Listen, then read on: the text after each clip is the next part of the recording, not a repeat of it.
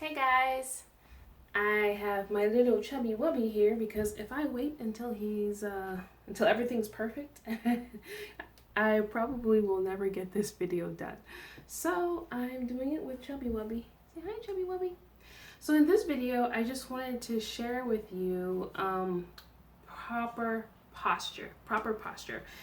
Now, there is no like perfect posture. Everybody's different. Like I even have scoliosis. It's sideways. So everybody's a little bit different. But if you can remember this one thing, it's going to make a huge difference. And I'm going to show you even while holding the baby, because when we do our diastasis recti exercises, it's great, but we're only doing them maybe 15 minutes a day. And then you have the whole rest of your 24 hours where you're doing different things with your body. So it's really important that you maintain posture throughout the day, because that's really going to help with your diastasis recti, because that's what you're doing most of the time as opposed to just for 15 minutes. If that makes sense. Okay, so if you can remember this one thing about posture, you're well on your way to having great posture and helping your diastasis recti and a host of other things. So what I want you to do is to stand. You can see I'm holding the baby, which often causes us to round our shoulders forward and maybe put our head out a little bit. But one thing that I really try to focus on doing all throughout my day, no matter what I'm doing, whether I'm exercising, sitting, walking, whatever it is, I try to think about lengthening my head up. I can't use my other hand, but it's as if I got a piece of hair from the back of my head right here and pulled it up.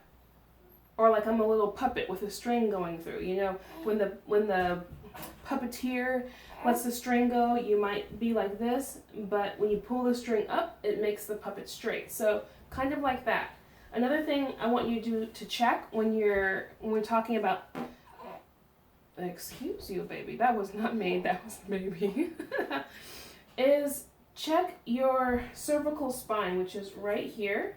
When you put your head forward and you're kind of slouching, that cervical spine feels kind of compacted, like those vertebrae are really close together. When you stretch up, you can actually feel the individual vertebrae and you can feel the space a little bit in between, and that's what you want.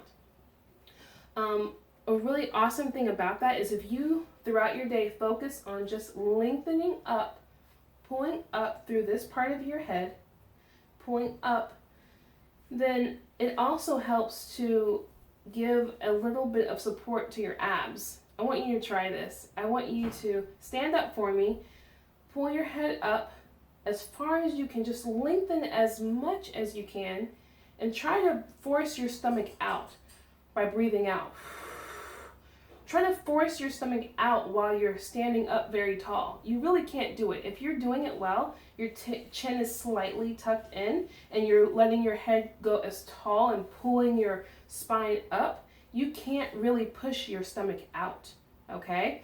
But if you're like slightly, even just slightly hunched a little bit, you can push your stomach out, okay? So it really helps because it draws in the lower abs a little bit. And if you maintain that posture throughout your day, you're gonna find that it's gonna make a huge difference in correcting your diastasis recti. Another thing to try is deep breathing while standing up tall like that. I'm still not even 2 months postpartum. I'm like 7 weeks tomorrow. With this chunker here being 7 weeks old. I'm not doing hardcore diastasis recti exercises. I'm focusing on my posture and deep breathing, and I'm doing some of the lighter exercises. So like today, I took a walk earlier today, and while walking, I made sure I was standing as tall as possible, not letting my head lead the way while I'm walking or pushing the stroller, but standing as tall as possible and breathing out all the way. That really engages your diastasis recti, your deep core muscles, and helps to close the diastasis recti. So as I'm walking, let's say I'm doing 4 steps of inhaling. So 1, 2, 3, 4, and I'm inhaling that whole time, letting my stomach and ribs expand. And then the next 4 steps, I'm exhaling. So